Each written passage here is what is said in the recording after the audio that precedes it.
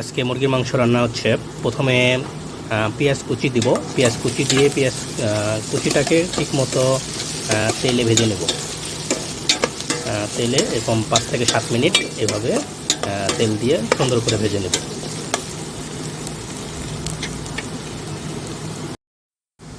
এরপর পরিমাণ মতো হলুদ এবং লবণ দিয়ে দিব।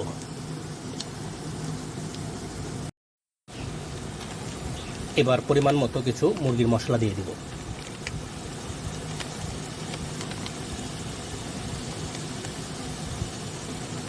দিয়ে কিছু পানি দিয়ে 2 থেকে 3 মিনিট এখানে নেড়ে চেড়ে দেব।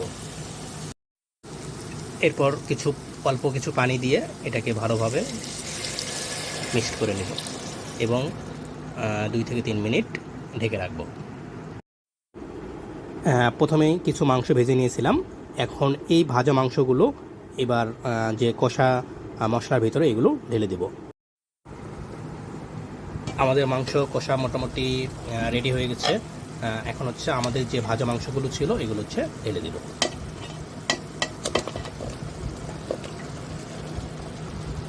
দিয়ে এখন আমরা 10 থেকে 15 মিনিট ভালোভাবে কষাই নেব। 5 মিনিট পরে আরেকবার নেড়ে দিব।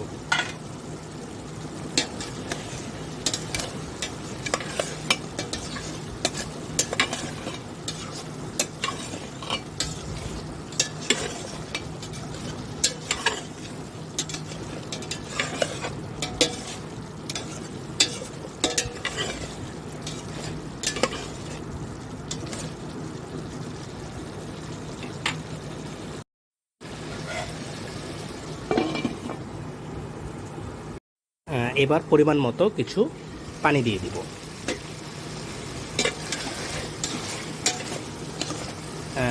তবে আমরা প্রথমে মাংসে পানি দিব না। মাংস থেকে যখন এরকম তেল বের হয়ে আসবে তখন আমরা ওই সময় হচ্ছে আমরা পানি দিব।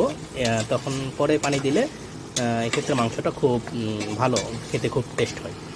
এখন আমরা আমাদের প্রয়োজন মতো পানি দিয়ে দিব।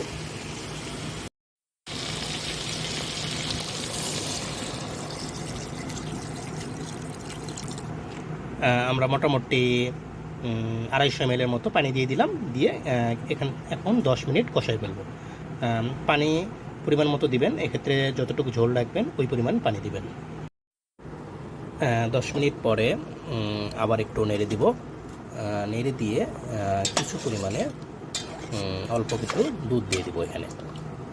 এখানে আপনারা মিল্ক দুধটা দিতে পারেন। মিল্ক দুধ দিলে এখানে টেস্টটা আরও অনেক বেশি পাওয়া যায়।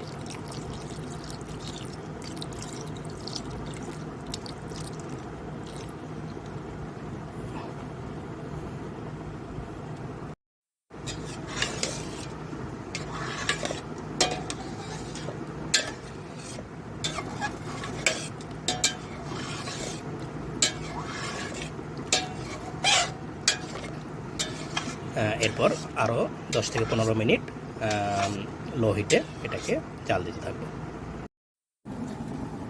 তাই গাইস, আমাদের মাংস রান্না মোটামুটি কমপ্লিট। এখন আমরা খাবার পরিবেশন করব।